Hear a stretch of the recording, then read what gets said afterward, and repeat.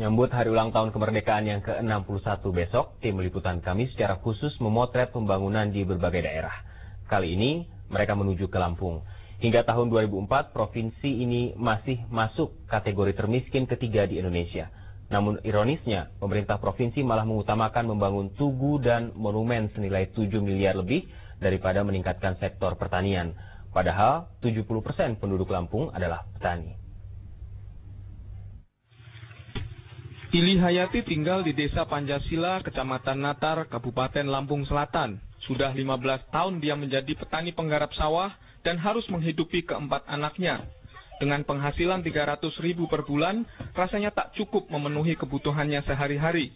Untuk mencari tambahan pendapatan, dia harus menjual kacang-kacangan. Ya, dicukup-cukupin lah. Kalau nggak cukup ya beri.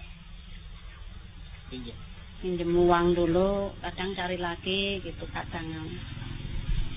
Pemerintah setempat membangun Tugu Sigir ini dengan menggunakan anggaran tahun 2005. Ini adalah Tugu Selamat Datang, di mana pemerintah daerah akan menjadikannya simbol bagi Provinsi Lampung.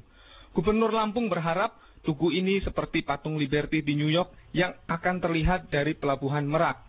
Dalam RAPBD tahun 2005, anggaran untuk pembangun ini adalah sebesar 7,3 miliar rupiah.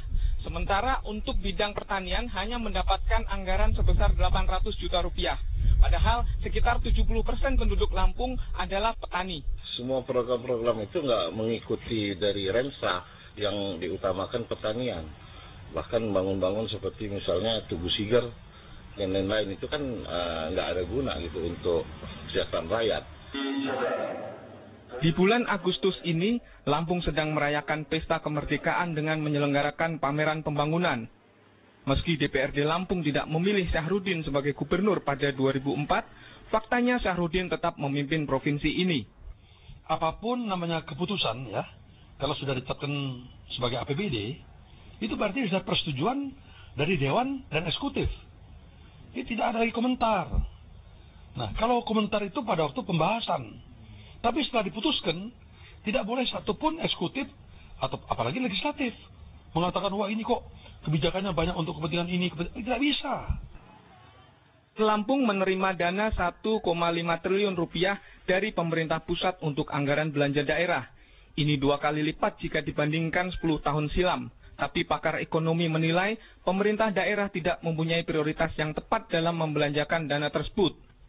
Nah, kemudian yang tahun ini memang sudah terjadi peningkatan, jadi 70% untuk belanja publik.